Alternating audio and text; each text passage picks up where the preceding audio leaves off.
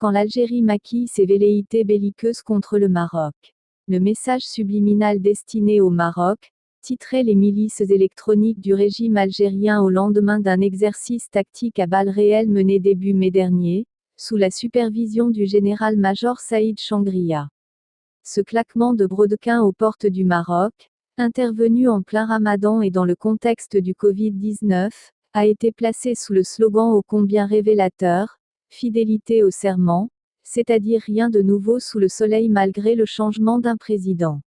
À y voir de plus près, il s'agit d'une manifestation de fébrilité intense et de l'expression on ne peut plus claire des velléités belliqueuses du régime vers Kaki qui a fait la démonstration depuis plusieurs décennies qu'il ne peut pas vivre sans être en rivalité extrême avec le Maroc. Ce bombage de torse militaire a été accompagné d'une exhibition emphatique au vitriol, orchestrée par la presse affidée souvent sous une posture victimaire. Le dernier exercice tactique du genre est venu sous la signature du conseiller du ministre de la Communication, porte-parole du gouvernement, Noureddine Kellassi relayé par l'agence de presse algérienne, APS. Dans une longue verbigération, le porteur d'eau du gouvernement algérien théorise que le Maroc considère l'Algérie comme une menace stratégique permanente et un rival historique. Le délirium très mince dominical de ce journaliste, recyclé dans la géographie des nouveaux seigneurs d'El Mouradia, s'appuie sur ce qu'il qualifie de multiplication de déclarations marocaines hostiles envers l'Algérie. Mieux encore, il considère que le royaume est dans une posture paranoïaque permanente qui découle de son rêve grandiose du Grand Maroc et des stratégies d'expansion des empires marocains. Voilà une nouvelle lecture de l'histoire que nous livre ce hâbleur, qui oublie ou feint d'ignorer que la stratégie hégémonique ou l'ambition irrédentiste sont une création, voire une obsession algérienne. Un débouché sur l'Atlantique avec un micro-État sous l'emprise algérienne était le rêve brisé de Houari Boumedienne, artisan de l'affaire du Sahara, devenu depuis lors un enjeu de politique intérieure de l'Algérie, d'autant que plusieurs membres de l'appareil politico-militaire y trouvent de grands profits.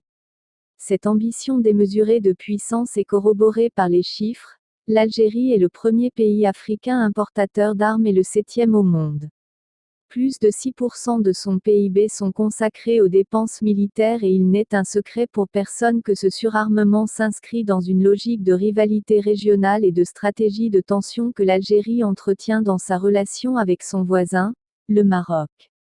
Pas besoin non plus de préciser qu'une partie de cet arsenal est offerte gracieusement aux mercenaires du Polisario. Voilà pour ce qui est de cette sortie officielle du gouvernement algérien dans sa posture bonnet blanc et blanc bonnet. Mais qu'en est-il de la vraie guerre que mène l'Algérie contre le Maroc et quels sont ses outils et modes opératoires? Outre le parasitage de couloirs que mène l'appareil diplomatique algérien pour perturber le processus de règlement onusien, la guerre menée contre le Maroc vise ses intérêts économiques.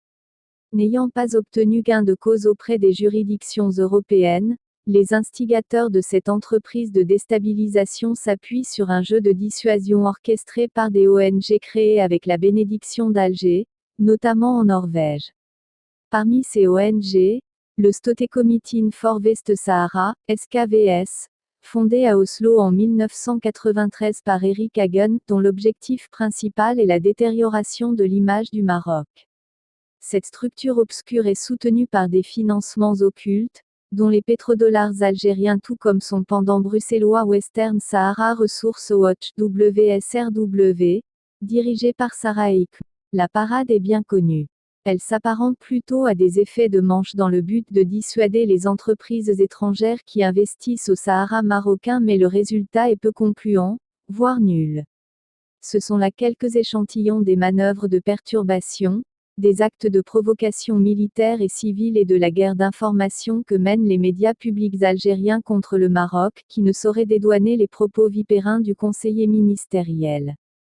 Quant à l'aphorisme utilisé par ce même conseiller pour qualifier les relations anormales entre les deux États et exemplaires entre les deux peuples, il renferme une part de vérité que les tenants de la thèse belliqueuse aiment toujours cacher. Le peuple algérien n'oubliera jamais qu'un jour les Kawas marocains s'étaient sacrifiés corps et âme pour l'indépendance de leur pays.